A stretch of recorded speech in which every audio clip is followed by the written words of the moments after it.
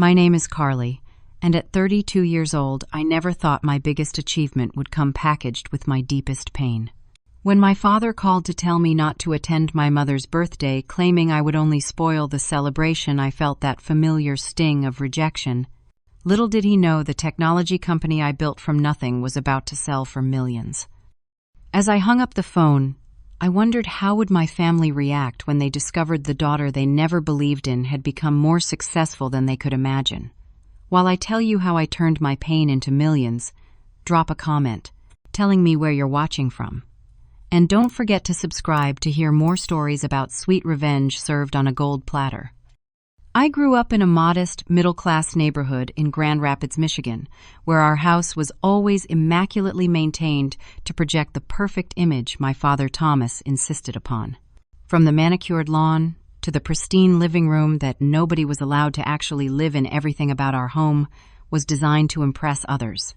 My father was a successful corporate attorney at one of the largest firms in the city, the kind of man who commanded respect simply by walking into a room. My mother, Diane, was the quintessential housewife of her generation, beautiful, soft-spoken, and utterly devoted to making my father happy. She had graduated with honors in English literature, but never pursued a career. Instead, she channeled all her intelligence and energy into maintaining our home and raising my brother and me according to my father's exacting standards.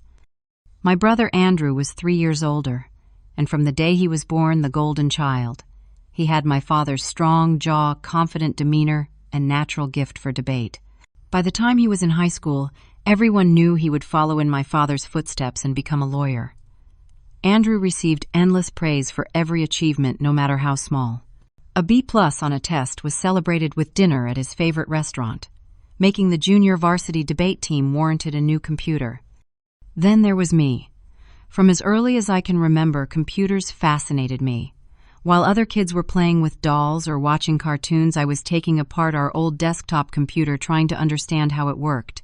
By the time I was 12, I had taught myself basic coding from library books and could fix most of the technical problems in our house. But my father saw my interest in technology as a strange hobby at best, a waste of time at worst. Computers are tools, Carly, not careers, he told me once when I excitedly showed him a simple game I had programmed. You should focus on something practical. Law, medicine, even business. Leave the technical stuff to the boys in the basement. That comment stung, but it was just one of many dismissive remarks that peppered my childhood. At family gatherings, my father would proudly boast about Andrew's accomplishments, while I sat silently invisible. If anyone asked about me, he would give a tight smile and say, "Carly is still finding her way," as if I were a lost ship without a compass. My mother knew I was hurting. Sometimes after particularly harsh comments from my father, she would slip into my room with a cup of hot chocolate and sit quietly beside me. She never directly contradicted my father, never stood up to him, but in those silent moments of comfort, I knew she believed in me more than she could say. "Your mind works differently than your father's," she whispered once. "That doesn't make it wrong. Sometimes the people who change the world are the ones who see things differently." But those moments of support weren't enough to counterbalance the constant feeling of inadequacy my father instilled in me. Every report card became a battleground. If Andrew got straight, as it was expected. If I got straight, as my father would scan the paper and ask, "But are you challenging yourself enough?" There was always a hidden bar set just beyond my reach. The worst moment came during my junior year of high school. I had spent months developing a project for the state science fair. A rudimentary algorithm that could predict certain medical outcomes based on patient data. It wasn't revolutionary, but for a 17-year-old with no formal training, it showed promise. My computer science teacher was impressed enough to help me refine it, and I was selected as one of the finalists. The science fair was held at the State University, a 2-hour drive from our home. My mother promised they would all attend, making it a family trip to support me. I stayed up all night perfecting my presentation, imagining the moment my father would finally look at me with pride. But on the morning of the fair, only my mother appeared at breakfast. "Your father has an important case," she explained apologetically, "and Andrew has a mock trial competition. They send their best wishes." I won second place at that science fair, beating students from much more privileged schools with better resources. When I called home with the news, my mother answered and sounded genuinely thrilled. In the background, I could hear my father say, "Second place, who got first?" When my mother told him it was a student from the science magnet school who had built an actual medical device, my father simply said, "Well, there you go." That night, I made a promise to myself. One day I would build something so undeniably important that even my father couldn't dismiss it. I would prove him wrong, not with words, but with actions. And I would never again seek his approval like a desperate child. Throughout senior year, I threw myself into learning everything I could about programming, data analysis, and business development. While my classmates were focused on prom and graduation parties, I was building a foundation for my future. I applied to colleges with strong computer science programs, secured scholarships, and made plans to leave Michigan behind. The night before I left for college, my father called me into his study. I thought perhaps naively that he might offer some words of encouragement or express pride in my accomplishments. Instead, he handed me a check for $500. "This is all I can give you for now," he said. "Andrew's law school tuition is quite expensive. Use this wisely, and remember that frivolous pursuits lead to financial hardship. Choose a sensible major, something that will lead to a real career." I looked at the check, then back at my father's face. For the first time, I didn't feel hurt by his lack of faith. Instead, I felt something new: determination. "Thank you," I said, simply tucking the check into my pocket. "I'll make it work." My father nodded, satisfied that his practical advice had finally gotten through to me. He had no idea that in that moment I wasn't thanking him for the money. I was thanking him for finally giving me the push I needed to break free and create my own path far from his shadow. The University of Illinois wasn't my first choice, but their partial scholarship made it the only financially viable option for me. When I arrived on campus carrying 2 suitcases that contained everything I owned, I was both terrified and exhilarated. My dorm room was tiny, with cinder block walls and a window that faced another identical building, but it was mine. For the first time in my life, I could make decisions without hearing my father's disapproving voice over my shoulder. College was harder than I expected, not just academically, but financially. The scholarship covered tuition, but little else. I took a job at the campus IT help desk, then added weekend shifts at a coffee shop near campus. Between classes, homework, and 25 hours of work each week, I barely had time to sleep, let alone socialize, but the exhaustion was worth it. Every dollar I earned was a brick in the wall of independence I was building between myself and my family. I called home once a week, usually on Sunday evenings. The conversations were predictable. My mother would ask about classes, meals, and whether I was making friends. My father, if he got on the phone at all, would ask practical questions about my grades and course selection, always steering the conversation towards sensible career paths. I learned to keep my answers vague and upbeat, never revealing how much I was struggling or how deeply I was diving into computer science. By sophomore year, I had settled into a rhythm and even managed to make a few friends in my program. One professor in particular, Dr. Elizabeth Williams, took an interest in my work. After I submitted a particularly innovative project for her database management class, she called me into her office. "This solution is elegant," she said, tapping my paper. "You're thinking about problems differently than most undergrads. Have you considered research?" Dr. Williams became the mentor I never had. She recommended books, introduced me to graduate students working on cutting-edge projects, and even helped me secure a research assistant position that paid better than my other jobs combined. For the first time, someone with knowledge and experience was telling me that my ideas had value. It was in Dr. Williams's advanced programming seminar that I met Jessica Taylor. Tall, confident, and brilliantly analytical Jessica intimidated me at first. While I approached problems with intuitive leaps, she methodically broke everything down to its components. We were paired for a semester-long project, and I dreaded having to work with someone so different from me. "You code like a jazz musician," she told me after our first work session. "It's fascinating to watch, even when I have no idea where you're going with it." Over late nights in the computer lab and endless cups of vending machine coffee, Jessica and I discovered that our different approaches were complementary. What I imagined she could structure. What she analyzed, I could reimagine. By the end of the semester, we had developed not just a successful project, but a friendship built on mutual respect. It was Jessica who first suggested we might have a business idea worth pursuing. During our senior year, we both took an elective on healthcare informatics where we learned about the inefficiencies in patient care coordination. The more we studied the problem, the more we recognized a massive opportunity. The software hospitals use is archaic, Jessica explained, as we outlined our idea in her apartment one night. Doctors can't easily track what happens to patients after they leave. Follow-up care falls through the cracks. What if we built a platform that bridges that gap? Over spring break, while our classmates were on beaches in Florida, Jessica and I drafted a business plan. Our idea was ambitious, but focused a secure digital platform that would help healthcare providers coordinate care transitions, reducing readmissions, and improving patient outcomes. We called it transition care.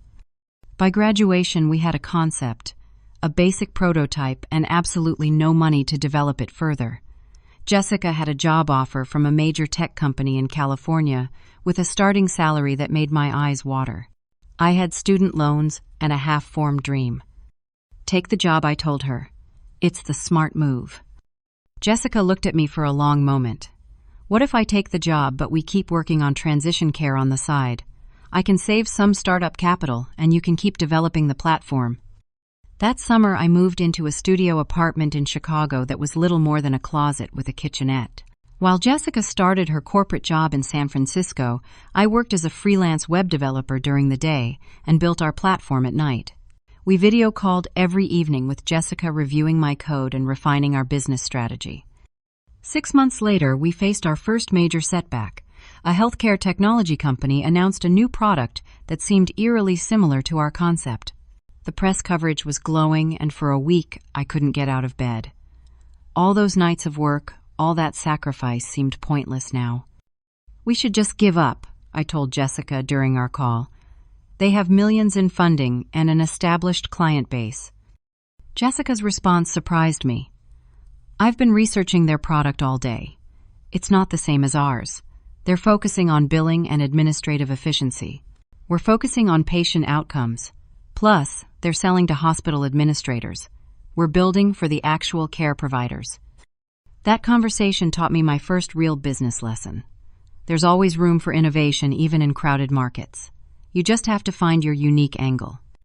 We pivoted, slightly refining transition care to focus more explicitly on the patient journey after hospital discharge. This narrower focus actually strengthened our value proposition.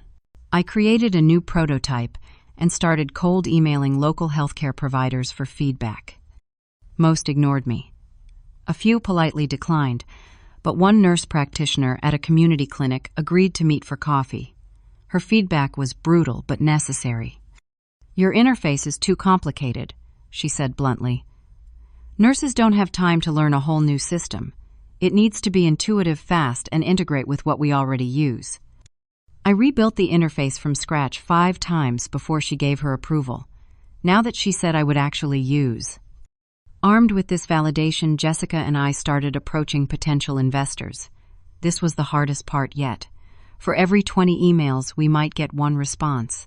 For every 10 meetings, 9 would end with some version of interesting but too early stage. We were too small, too inexperienced, too female in a male-dominated industry. During this period, my contact with my family dwindled to occasional text messages with my mother. Andrew had graduated from law school and joined my father's firm.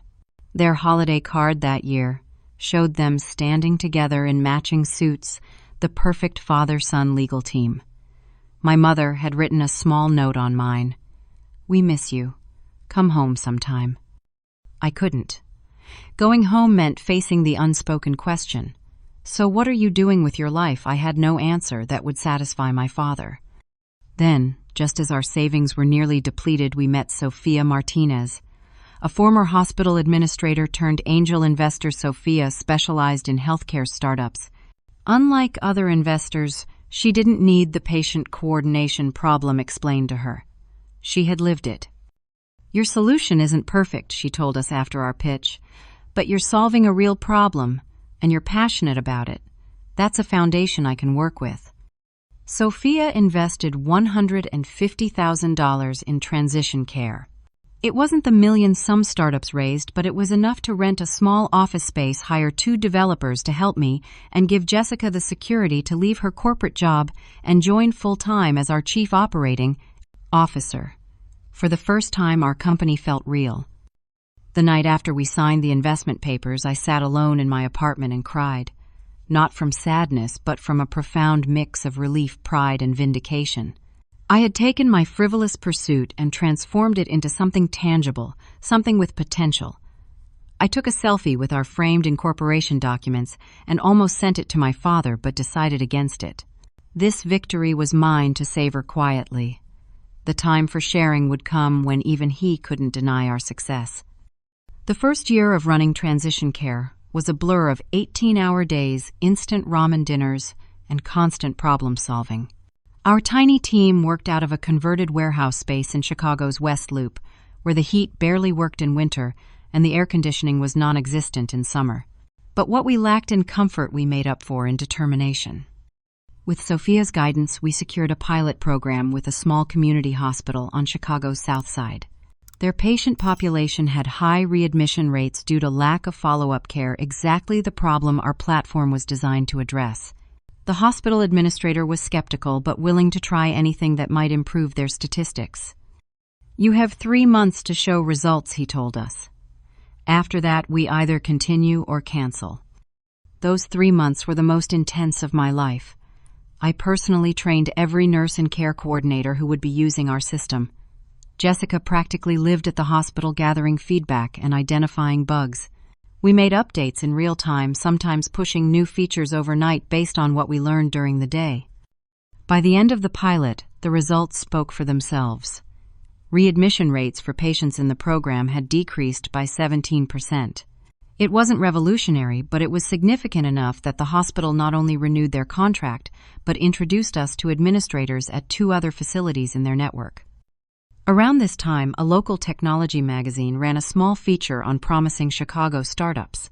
The article wasn't long, just a few paragraphs about transition care and our early success, but it included a photo of Jessica and me standing in front of our office.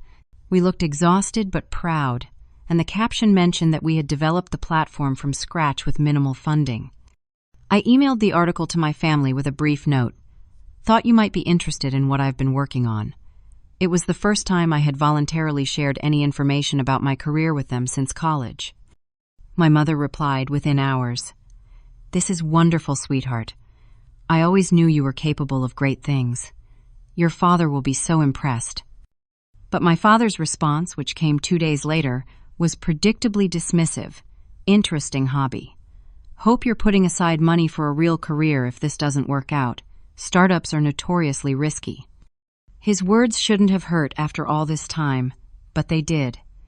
That evening I called my mother when I knew my father would be at his weekly poker game. "He doesn't mean it harshly," she said, her voice carrying the familiar tone of someone who has spent decades making excuses for another person's behavior. "He just worries about your security." "Mom, I'm running a real company. We have employees, investors, clients. This isn't a hobby."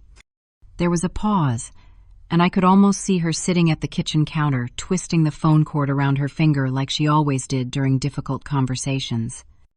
"I know that, Carly. I really do. And I'm so proud of you for building something on your own terms." Her voice dropped to a near whisper. "I save all the articles I can find about women in technology. Sometimes I imagine what my life might have been like if I'd pursued my own dreams instead of—" She trailed off, and the silence between us was heavy with unspoken truths. My mother had subordinated her own ambitions to support my father's career and raise his children, and now she was watching me refuse to do the same. "He'll come around," she finally said, but neither of us believed it. After that conversation, I made a decision I would stop seeking my father's approval. I had a company to run, a product to develop, and a mission that mattered. The energy I had spent trying to make my family proud would be better invested in making transition care successful. With our initial validation from the pilot program, Jessica and I focused on growth. We hired more developers, a dedicated salesperson, and a patient experience researcher. Our office expanded to take over the entire floor of our building. Sophia introduced us to her network of healthcare professionals, and slowly our client list grew. By the end of our second year, transition care was being used in 14 hospitals across 3 states. We weren't profitable yet, but our revenue was steadily increasing, and we had raised another round of funding that valued the company at $4 million. It wasn't unicorn territory, but for a healthcare startup founded by 2 women under 30, it was impressive. The turning point in our company's trajectory came when we won the Healthcare Innovation Award at a major industry conference. The recognition put us on the radar of larger hospital systems and potential partners. Suddenly, we were being invited to pitch to institutions we had previously only dreamed of working with. One evening, as Jessica and I were celebrating this milestone at our favorite dive bar, my phone rang with an unfamiliar number. To my surprise, it was my brother Andrew. "Carly?" "Long time no talk," he said, his voice carrying the forced joviality of someone who wants something. "I saw your company won some big award. Congratulations." "Thanks," I replied cautiously. Andrew and I had barely spoken in years, our relationship limited to awkward small talk at the rare family gatherings I attended. "So listen, I've been thinking about diversifying my investments, and tech healthcare seems hot right now. Are you guys looking for new investors? I've got some capital I could put in, and the family connection would be great for both of us." I nearly choked on my beer. After years of silence, after all the times he had sat quietly while our father dismissed my ambitions now that there was money to be made, Andrew was suddenly interested in being connected to my success. "We're not currently raising funds," I said, keeping my voice neutral. "But thanks for the interest. I'll let you know if that changes." "Come on, Carly," he pressed. "This could be good for both of us. Dad would finally see your business as legitimate if I was involved, and I could help with the legal stuff, maybe join as counsel." In that moment, I saw through my brother completely. He didn't want to support me. He wanted to capitalize on my hard work. And worse, he thought I still craved our father's validation badly enough to let Andrew ride my coattails for it. "Actually, Andrew, we have an excellent legal team already, and I stopped needing Dad's approval around the time he called my company a hobby. But I appreciate the call." I hung up feeling both angry and strangely liberated. The conversation confirmed what I had suspected: my family only recognized value in what they could understand or control. My success on my own terms would never be enough for them, and for the first time I was completely okay with that. The next day, I threw myself into work with renewed focus. If my own family couldn't appreciate what I was building, I would create something so undeniably successful that their approval became irrelevant. Transition Care wouldn't just be a good company. It would be a great one. The next 2 years were transformative for Transition Care. What had started as a modest platform to help coordinate post-discharge care evolved into a comprehensive system that tracked patient journeys across the entire healthcare ecosystem. Hospitals using our software reported decreased readmission rates, improved patient satisfaction scores, and significant cost savings. Our team grew from 10 people to nearly 40, forcing us to move to a proper office building in downtown Chicago. I no longer wrote code every day, having hired talented developers who could execute our vision. Instead, I focused on product strategy and building relationships with key healthcare systems. Jessica proved to be an exceptional chief operating officer, bringing structure and discipline to our rapidly growing company. While I was the visionary who imagined new features and applications, she was the pragmatist who ensured we delivered on our promises and maintained profitability. "We complement each other perfectly," she told me during our 3rd anniversary celebration. "You dream it, I build it, and together we make it work." Not bad for 2 college kids who started with nothing but student loans and an idea. Our personal lives evolved alongside the company. Jessica met and married a pediatric surgeon who understood her dedication to improving healthcare. I had been so consumed with building Transition Care that relationships felt like a luxury I couldn't afford until I met David at a healthcare innovation conference where I was a speaker. David ran a medical device startup and understood the all-consuming nature of entrepreneurship better than most. Our relationship developed slowly, built around shared ambitions and mutual respect. He never asked me to dim my light or prioritize his career over mine. After years of my father's example, this equality felt revolutionary. "You know what I love about us," David said one night over dinner. "We're building our dreams together but separately. There's no competition, just support." As Transition Care's reputation grew, so did interest from larger companies in the healthcare technology sector. We began receiving emails and calls from corporate development teams testing the waters about potential strategic partnerships. Jessica and I recognized these for what they were: preliminary acquisition inquiries. "We should consider our options," Jessica said during one of our strategy sessions. "We've built something valuable, but scaling nationally requires resources we don't have." I was reluctant at first. Transition Care was my baby, the proof I had created when no one believed in me. Selling felt like letting go of a part of myself. But as the inquiries became more serious, I had to admit that Jessica's pragmatism made sense.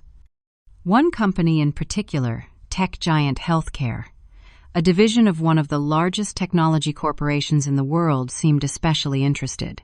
Their initial offer was flattering, but not compelling enough to warrant serious consideration. "They're lowballing us," Jessica noted. "They think because we're young women we'll be grateful for any offer." We politely declined, but left the door open for future discussions. That decision proved wise when 3 months later tech giant returned with a substantially improved offer and a compelling vision for how Transition Care could be integrated into their ecosystem. "They want to keep our team intact," I told Jessica after the meeting, "and they're talking about rolling out our platform to every major hospital system they work with. That's the kind of scale we couldn't achieve on our own for years." The due diligence process was grueling. Tech Giant's team combed through every line of code, every contract, every financial statement. Jessica and I spent countless hours in meetings and on calls answering questions and defending our business decisions. The stress was immense, but so was the potential reward.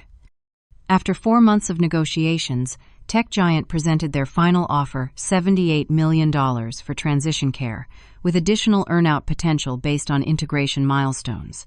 Jessica and I would join their leadership team for a minimum of 2 years, ensuring a smooth transition. The number was staggering. Split between us as the majority shareholders with portions allocated to our team and early investors, like Sophia, it represented life-changing money for everyone involved. But the decision wasn't just financial. "Are we selling out?" I asked Jessica the night before we had to give our answer. "We started this to help patients, not to cash in." Jessica, always the practical one, shook her head. "We're scaling up, not selling out. Tech Giant can implement our system in thousands of hospitals instead of dozens. More patients will benefit. And yes, we'll be wealthy, but we earned that by creating something valuable." She was right, as she often was about business matters. The acquisition wasn't an ending, but a new beginning, a chance for our vision to reach patients across the country and eventually the world. We signed the acquisition agreement on a Tuesday morning in Tech Giant's gleaming Chicago offices. The press release was scheduled for the following week, allowing time for employees and key clients to be notified personally.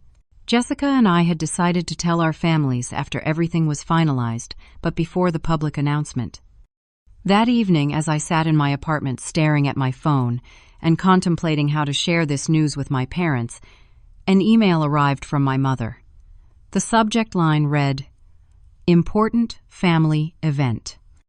Your father is planning a surprise 70th birthday party for me next Saturday," she wrote. "It would mean the world to me if you could be there. The whole family will attend, plus many of your father's colleagues and our old friends. Please say you'll come." The timing was almost comical. After years of minimal contact, my mother was inviting me to a major family event just days before the world would learn that I had sold my company for $78 million. I hadn't been home for a family function in over 3 years, and now I was supposed to show up and pretend nothing had changed. Sit quietly while my father and brother dominated the conversation with tales of their legal triumphs. I called David for perspective. "You should go," he said after listening to my concerns. "Not for your father, but for your mom. And not to prove anything to anyone, but because you have nothing left to prove. You've won Carly by any measure. You can afford to be generous now." I knew he was right, but before I could reply to my mother's email, my phone rang. It was my father. I almost didn't answer. Seeing Thomas Winters on my caller ID brought back a familiar knot of anxiety that I thought I'd outgrown. But curiosity won out, and I swiped to accept the call. Carly, my father's voice was exactly as I remembered it, authoritative and slightly impatient, as if I had already taken up too much of his time simply by answering. I trust you received your mother's email about her birthday celebration. Hello to you too, Dad. Yes, I got it a few minutes ago. There was a slight pause, and I could picture him sitting in his wood-paneled home office, probably still wearing his suit, even though it was after 7 in the evening. Some habits never change. Good. Well, I wanted to follow up personally. It's important to your mother that the whole family attends. The fact that he felt the need to follow up on my mother's invitation spoke volumes. He didn't trust that I would respond to her, or perhaps he didn't trust what my response would be. I was just about to reply to her, I said, keeping my tone neutral. It sounds like a nice event. Another pause, longer this time. I waited, knowing my father well enough to sense he had more to say. Actually, Carly, I think it would be better if you didn't come. The statement hung in the air between us. Despite everything, despite all the years of dismissal and disapproval, his words still had the power to hurt me. I don't understand. I finally said, proud that my voice remained steady. Mom specifically invited me. Yes, well, your mother doesn't always consider all the factors. His tone had shifted to the one he used when explaining complicated matters to simple people. This party is important to her, but it's also important to me. Many of my colleagues and partners will be there, people who matter in this community. And I don't matter. The question slipped out before I could stop it. That's not what I said. His voice took on an edge of irritation. But let's be honest, Carly. Things have been strained between us for years. You chose to move away and cut yourself off from the family. You haven't been home for any holidays or events. If you suddenly show up now, it will create an awkward situation that will detract from your mother's special day. I took a deep breath, trying to process his twisted logic. In his mind, he wasn't excluding me. He was protecting my mother from the discomfort my presence would cause. The fact that he was the source of that potential discomfort seemed lost on him. Dad, if Mom wants me there. Carly, he interrupted, his voice hardening further. I know you mean well, but this isn't the time for one of your dramatic returns. Your mother is turning 70. Many of her friends haven't seen you in years, and they'll all want updates on your life. What will you tell them? That you're still playing with your little computer project? That you're living in some cramped apartment in Chicago? It will only embarrass her and make her sad on what should be a joyful day. Every word felt like a slap. He had no idea who I was anymore. No concept of what I had built or achieved. In his mind, I was still his disappointing daughter who had rejected his sensible advice to pursue a foolish dream. I see, I said finally. You don't want me to come because you think I'll embarrass the family. Don't twist my words, he replied sharply. I'm simply saying that this particular event isn't the right venue for a family reunion. Perhaps something smaller later in the year would be more appropriate. In the past, this conversation would have left me devastated, seeking ways to prove my worth to him. But now, with the acquisition papers signed and my future secure, I felt something unexpected pity. My father was so locked into his narrow view of success that he couldn't recognize it in forms different from his own. You know what, Dad, you're right. This isn't the right time for me to come home. Please give Mom my love and tell her I'll call her on her birthday. I could hear the surprise in his voice. He had clearly expected an argument or tears. Well, good. I'm glad you understand. It's really for the best. One more thing, I added, unable to resist. When people ask about me at the party, feel free to tell them I'm doing just fine. After hanging up, I sat in silence for several minutes, processing what had just happened. Then I called my mother. Carly, did you get my email? Her voice was warm and hopeful. I did, Mom, and I also just got a call from Dad. There was a long pause. Oh, she said softly. I see. He thinks it would be better if I didn't attend your party. Another pause, this one, filled with 70 years of choosing peace over confrontation. Your father is just concerned about, well, he worries about. "It's okay, Mom. I understand." And I did. My mother had never been strong enough to stand up to my father. That wasn't going to change now, especially not over a party. "I really wanted you there," she whispered, and I could hear the tears she was trying to hold back. "I know. And I'll call you on your actual birthday. Maybe we can meet for lunch soon, just the two of us."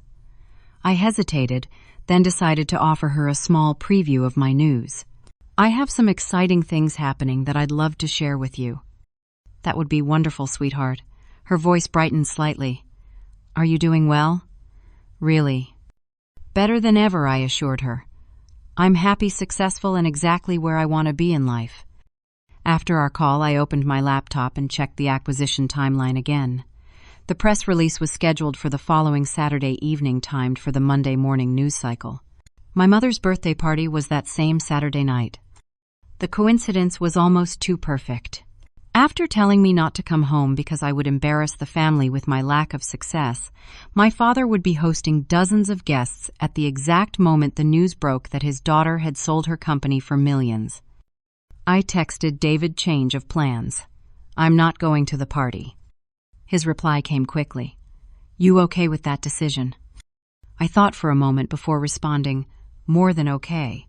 Sometimes the best revenge isn't showing up to prove people wrong, it's letting them discover how wrong they were all on their own."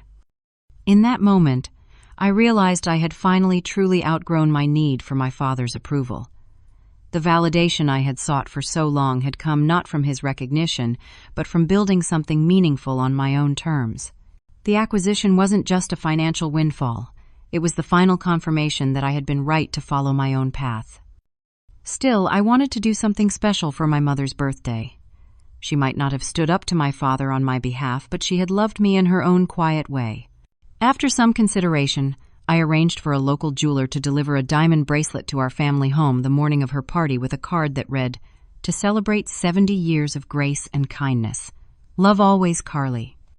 The night before the acquisition announcement, I lay awake thinking about how my life was about to change. The money would open doors I had never imagined possible. I could travel, invest, create a foundation, or start a new company with far more resources than I had the first time. But the most valuable thing I had gained wasn't the money. It was the knowledge that I had built something important from nothing but my own vision and determination. As I finally drifted off to sleep, I smiled at the thought of my father's face when the news broke.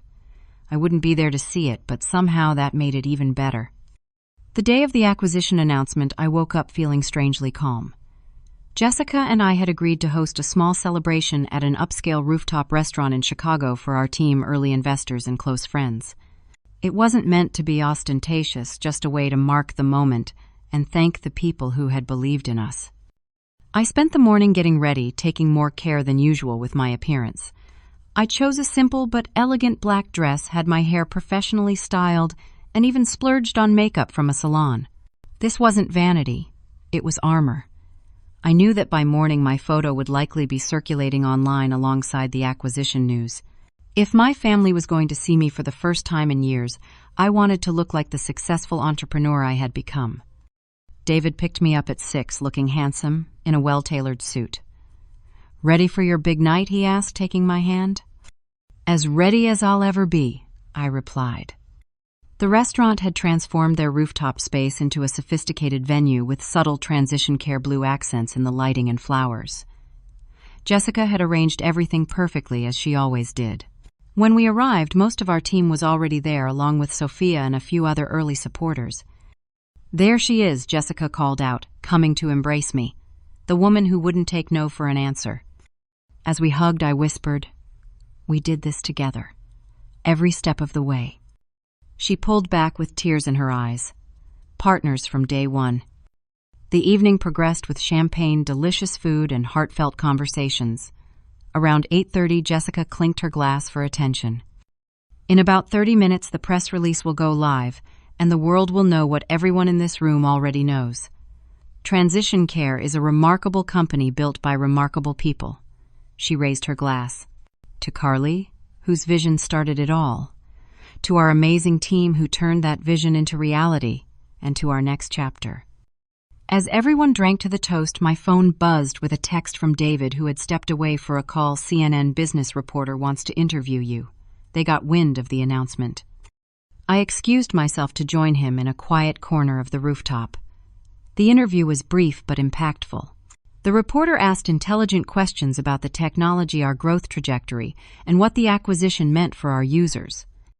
And personally, she asked as we wrapped up, what does this success mean to you as a young female founder in an industry still dominated by men? I thought carefully before answering. It means that good ideas transcend barriers. Transition Care succeeded because it solved a real problem in healthcare. But I hope our journey also sends a message to other women with big ideas. Persistence pays off, even when the people closest to you don't understand your vision.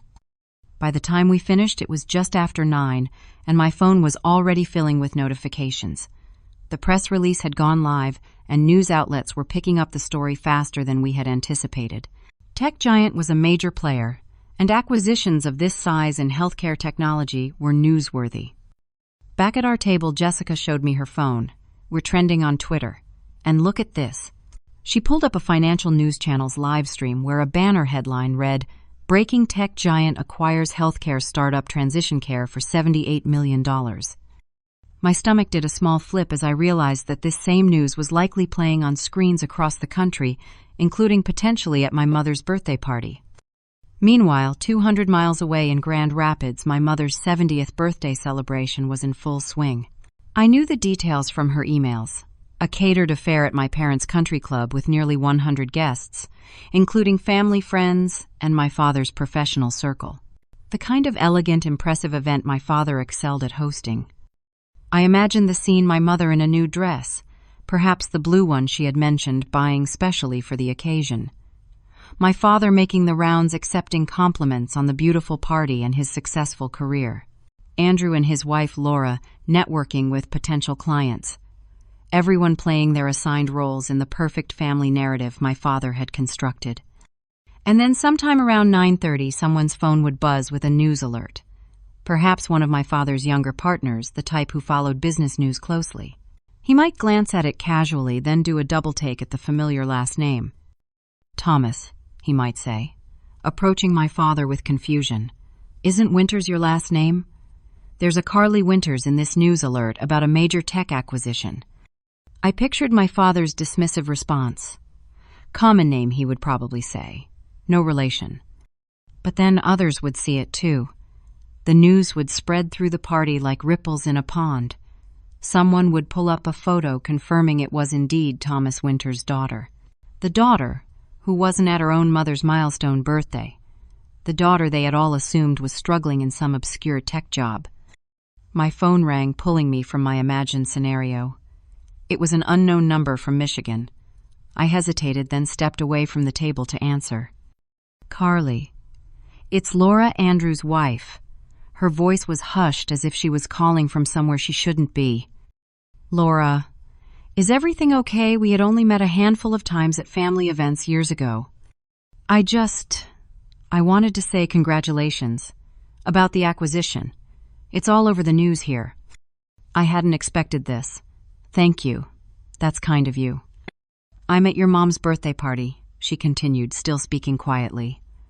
Someone showed your dad a news alert on their phone and he tried to change the subject, but then someone else pulled up the full article with your photo. It's definitely making waves. I felt a complex mix of emotion, satisfaction that my father couldn't dismiss my achievement, concern for my mother on her special day, and surprise that Laura had called me. How's my mom? I asked. She started crying when she saw your picture. Happy tears, I think. She keeps saying, "That's my brilliant girl," to anyone who will listen. Laura paused.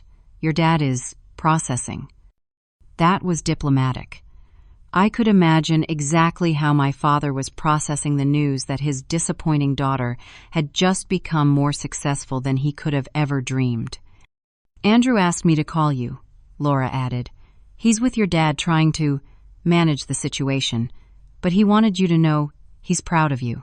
We both are. The irony wasn't lost on me. Andrew, who had tried to insert himself into my company when he sensed it might be valuable, was now claiming pride in my achievement. Still, Laura's call was an unexpected gesture of familial connection. "Thank her for calling. My mother will receive a gift from me tomorrow morning," I said. "I think she'd rather hear from you," Laura replied. "Just something to consider." After hanging up, I rejoined our celebration, but my mind was partly in Grand Rapids. I had wanted my success to make a statement to my family, particularly my father. Now that it had happened, I felt less triumphant than I had imagined. What I felt instead was a sense of completion, as if a chapter that had been left open for too long had finally reached its conclusion. Later that night, after the party had wound down and David had dropped me home, I received another text. This one was from my mother. "The bracelet is beautiful, but not nearly as beautiful as seeing my daughter's success recognized. I am so proud of you, Carly. Call me tomorrow." I smiled at her message, feeling a connection that transcended my father's disapproval. Perhaps some relationships could be salvaged even as others were redefined. Just before midnight, one final message arrived. From my father: "We should talk, call me in the morning." 6 simple words that acknowledged everything had changed. I set my phone aside without replying and went to sleep more at peace than I had been in years. The morning after the announcement, I woke to hundreds of notifications, emails, and messages. News of the acquisition had spread far beyond the business press, with several mainstream publications picking up the story of the healthcare startup founded by 2 women that sold for millions. Our small celebration had become a viral moment. But among all the congratulatory messages, one notification stood out: a missed call from my father at 7 in the morning. He hadn't left a voicemail. I made coffee and sat by my window watching Chicago wake up below me. For years I had imagined this moment, fantasized about how it would feel to finally prove my father wrong. Now that it had happened, I felt surprisingly calm. The vindication I had craved for so long had arrived, but it didn't bring the emotional high I had expected. Instead, I felt a quiet confidence, a certainty that I had been right to follow my own path. After finishing my coffee, I called him back. "Carly." His voice sounded different, stripped of its usual authority. "I saw the news." "Yes, it was announced last night," I replied neutrally. There was a long pause before he spoke again. $78 million. That's substantial. I almost laughed at his understatement. "Yes, it is." "Why didn't you tell us about the company, the acquisition, any of it?" The question surprised me. After years of dismissing my career, he now seemed offended that I hadn't kept him informed. "You never asked, Dad. When I tried to share news about transition care in the past, you called it a hobby." Another long silence. I could hear him breathing, perhaps struggling with what to say next. My father had never been good at admitting he was wrong. "Your mother is upset that you weren't at her party," he finally said, changing the subject. "That was your decision, not mine," I reminded him gently. "You specifically told me not to come because I would embarrass the family." I didn't say, he began, then stopped himself. Perhaps I misjudged the situation. Coming from my father, this was as close to an apology as I had ever heard. For a moment, I considered pressing the point, making him acknowledge exactly what he had done. But I realized it wouldn't change anything. My success had already made the statement I needed to make. "I sent Mom a gift," I said instead. "And I plan to take her to lunch soon, just the 2 of us. She would like that." He paused again. "And perhaps when you're in town, we could also talk." It wasn't an olive branch, exactly, more like a tentative acknowledgement that our relationship might need reassessment in light of my new status. My father had always respected success and money, even if he hadn't respected my path to achieving them. "We'll see," I replied, neither committing nor refusing. "I need to go now. It's a busy day." After hanging up, I felt lighter, as if I had set down a heavy burden I had been carrying for years. My father's approval, which had once seemed so crucial, now felt almost irrelevant. I had built my success without it. I didn't need it now. Later that week, I flew back to Michigan to meet my mother. We had arranged to have lunch at a new restaurant in downtown Grand Rapids, far from my parents' usual haunts. When I arrived, she was already seated looking elegant but nervous in a pale blue dress, the diamond bracelet I had sent her gleaming on her wrist. She stood as I approached, her eyes filling with tears. "Carly," she whispered, pulling me into a tight embrace. "My brilliant, brave girl." Over lunch, my mother surprised me with her candor. Away from my father's influence, she spoke more openly than she ever had before. "I should have supported you more," she admitted, her fingers fidgeting with her napkin. "I knew your father was wrong about you, about your potential. I saw your determination, your intelligence.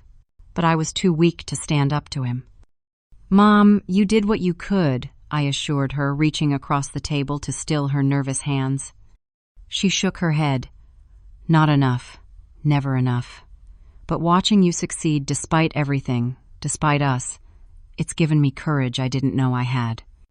She went on to tell me that after the news of my acquisition broke at her party, something had shifted in her relationship with my father. The public recognition of my success had forced him to reconsider not just his judgment of me, but of her as well. "He's been different this past week," she explained, "less certain of everything. It's as if seeing you succeed on your own terms has made him question all the rules he's lived by." I wasn't sure if my father was capable of that kind of fundamental change, but I was glad if my success had somehow strengthened my mother's position in their marriage. "What will you do now?" she asked as we finished our dessert. "With the company, with the money, with everything?" It was a question many people had asked me since the acquisition. The answer was still forming, but I shared what I knew. "Jessica and I will stay with Tech Giant for at least 2 years, helping integrate transition care into their systems and expand it to more hospitals. After that, I'm not sure. But I'm thinking about starting a foundation to support women in technology, especially those from backgrounds where they don't get much encouragement." My mother's eyes shone with pride. "You always did have a big heart, even when it was being broken." As we parted that afternoon, our goodbye felt different from all the ones before. There was a new understanding between us, a recognition that while the past couldn't be changed, the future could be better. The months following the acquisition were a whirlwind of transitions, both professional and personal. Jessica and I worked closely with the Tech Giant team to scale transition care nationally. Our small Chicago office was absorbed into Tech Giant's gleaming downtown campus, and our team expanded with resources we could have only dreamed of before. My relationship with my family evolved slowly. My mother and I spoke weekly now, building a genuine friendship that had never been possible under my father's shadow. Andrew and I established a cautious rapport, though I remained wary of his motivations. And my father, well, we were civil when we had to interact, which wasn't often. David remained a steadfast presence through it all, supporting me without trying to guide my decisions. "This is your moment," he told me. "I'm just happy to witness it." 1 year after the acquisition, I launched the Next Gen Tech Foundation with $10 million from my acquisition proceeds. Its mission was simple: to identify and support young women with technological aptitude from communities and families where such interests might be discouraged. We provided mentorship equipment, educational opportunities, and most importantly, the validation many of them never received at home. At our foundation's first gala, I shared my story publicly for the first time, speaking about the rejection I had faced from my own family and how it had fueled rather than diminished my determination. "The greatest revenge against those who don't believe in you isn't proving them wrong," I told the audience. "It's living so fully in your own truth that their opinion becomes irrelevant." As I look back on my journey from that little girl desperate for her father's approval to the woman I am today, I realize that the most valuable thing I gained wasn't financial success or professional recognition. It was the freedom to define myself on my own terms. My father's dismissal of my dreams had once been my deepest wound. Now I understand it was also my greatest gift.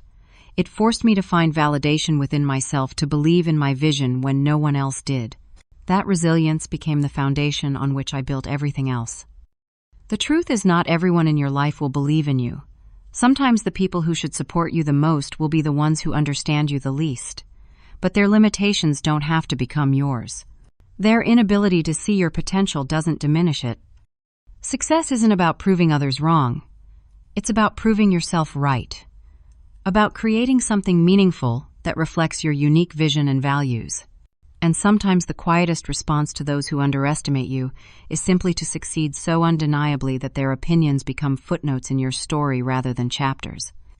So if you're sitting there right now feeling underestimated or dismissed by someone whose opinion matters to you, remember this: the most powerful statement you can make isn't telling them they're wrong. It's showing them through your actions and achievements that you were right all along, not for their validation but for your own fulfillment. Have you ever had someone dismiss your dreams only to be surprised by your success? Share your story in the comments below. And if this tale of sweet success resonated with you, hit that subscribe button for more true stories of overcoming obstacles and finding your own path. Thank you for listening to my journey. And remember, sometimes the best revenge isn't just success, it's success on your own terms.